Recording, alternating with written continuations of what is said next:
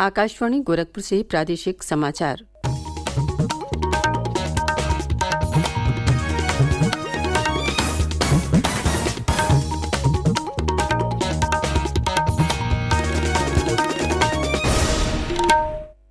नमस्कार।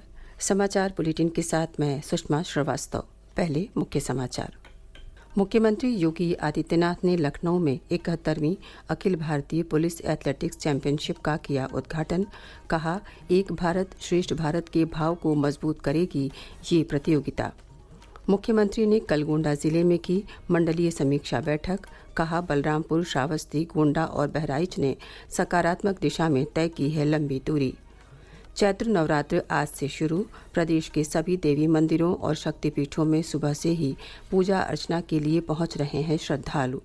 और 108 बौद्ध भिक्षुओं का विशेष दल कल श्रावस्ती से वापस दक्षिण कोरिया के लिए हुआ रवाना।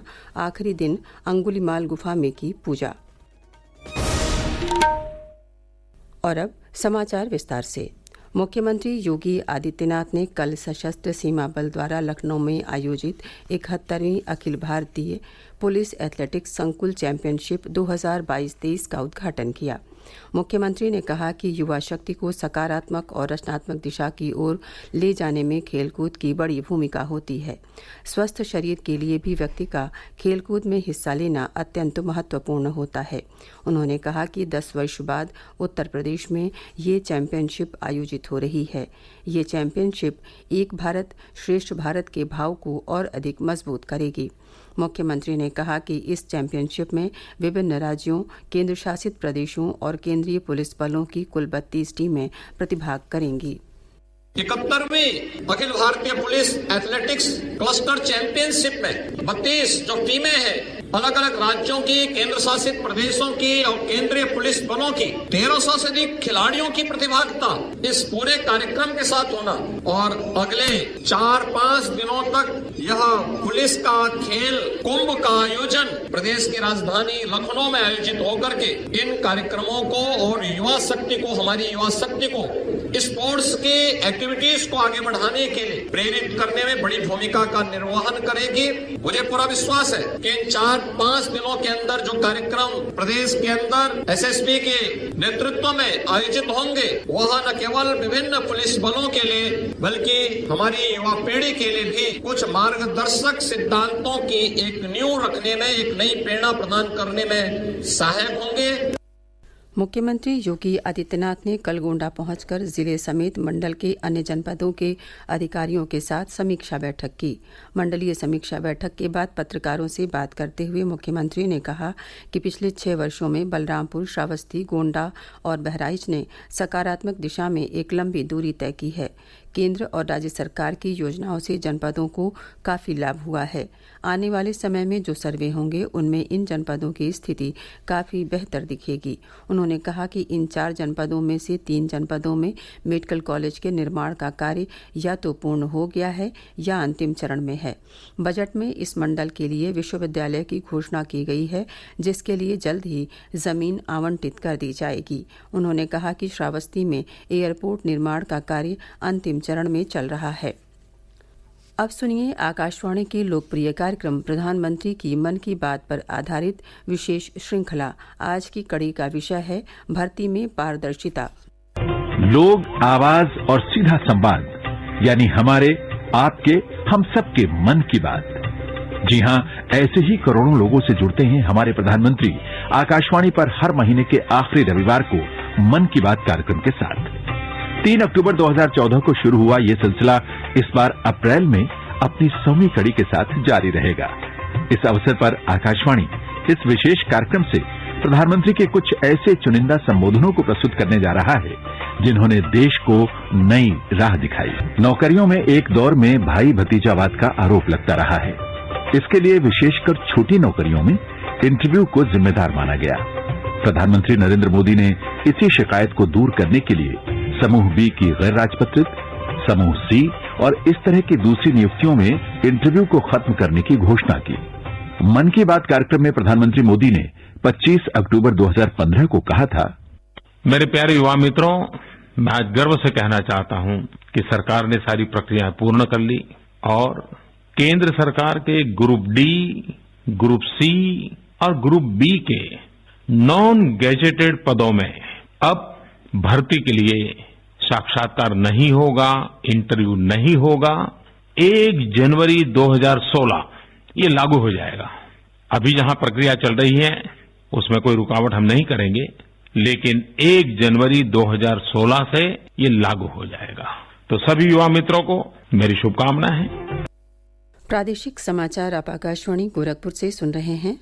ये समाचार बुलेटिन हमारे YouTube channel AIR news Gorakhpur और ट्विटर हैंडल AIR न्यूज़_GKP पर भी उपलब्ध है। चैत्र नवरात्र आज से शुरू हो गया है। प्रदेश के सभी देवी मंदिरों और शक्तिपीठों में आज से 9 दिन तक मां दुर्गा की आराधना का क्रम चलेगा। आज सुबह से ही दुर्गा मंदिरों और शक्तिपीठों में पूजा अर्चना के लिए श्रद्धालुओं के पहुंचने का सिलसिला शुरू हो गया है। श्रद्धालु कतारबद्ध होकर दर्शन पूजन कर रहे हैं। प्रसिद्ध शक्तिपीठ विंध्याचल में मध्यरात्रि से ही चैत्र नवरात्र मेला शुरू हो गया है। मेले में देश भर से बड़ी संख्या में श्रद्धालु पहुंच रहे हैं। एक रिपोर्ट हमारे मिर्जापुर प्रतिनिधि की। मां विंध्यवासिनी की जय जयकारों के बीच प्रसिद्ध शक्तिपीठ विंध्याचल में चैत्र नवरात्र मेला प्रारंभ हो चुका है। कल से ही श्रद्धालुओं के विंध्याचल पहुंचने का सिलसिला अभी भी जारी है। भोर में मंगला आरती के बाद जैसे ही मंदिर के कपाट खुले, समूची विंध्य नगरी घंटा घड़ियाल के साथ मां के जय जयकारों से गूंज उठी। इस समय बड़ी संख्या में श्रद्धालु मां विंध्यवासिनी का दर्शन पूजन कर त्रिकोण परिक्रमा पूरी कर रहे हैं। मां विंध्यवासिनी मंदिर, मां अष्टभुजा मंदिर, मां काली व मां तारा देवी मंदिर को आकर्षक ढंग से सजाया गया है। मंदिर की ओर जाने वाले सभी रास्तों में बैरिकेडिंग कर श्रद्धालुओं को सुरक्षित दर्शन सुलभ कराया जा रहा है। मां के गर्भगृह में प्रवेश पर प्रतिबंध लगाया गया है। एसएम सभा, आकाशवाणी समाचार, विंध्याचल, मिर्जापुर।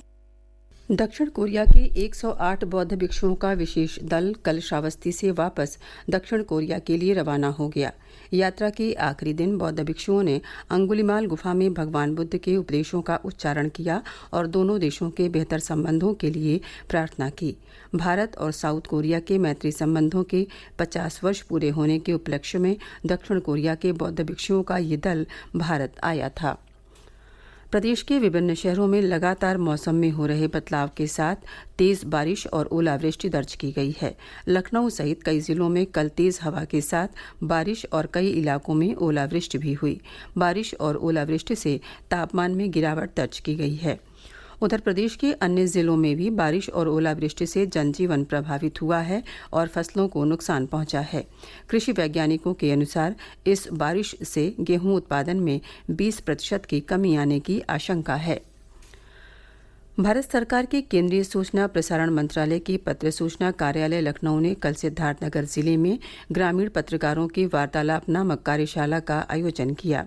कार्यशाला में पत्रकारों को भारत सरकार की जनकल्याणकारी योजनाओं के बारे में बताया गया।